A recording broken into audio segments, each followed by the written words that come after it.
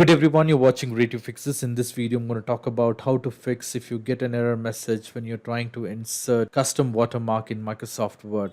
Now, if you're trying to insert a custom watermark in Word, you might get an picture watermark and select picture. You might get an error message saying that the service required to use the feature is turned off. Check your privacy settings, or else you might also see an error message saying that bad request HTTP error 400. To fix this issue, all you need to do is you will have to click on file at the top left corner, click on options. Once you click on options, click on general. Under the general, look for the privacy settings option, click on it. Once you're on the privacy setting option, make sure you have the box checked for experience that download online content is being checked. At the same time, you can also check the box and make sure turn on all connected services. So make sure these two boxes are checked. Click on OK, click on OK again, click on OK. You will have to go ahead and restart your Word, close Word document and reopen Word doc. Now you should be able to insert a watermark in your Word document. So you can go to design, click on watermark and then click on custom watermark, picture watermark, select picture. You should not be seeing the message. You can click on from file.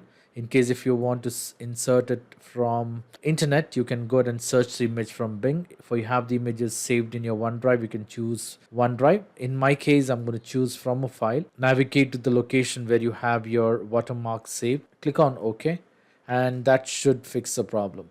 So this is how you can go ahead and fix this issue. I hope this video was useful. In case if you like this video, please make sure to hit the like button and do not forget to subscribe to my channel. Thank you. Have a great day.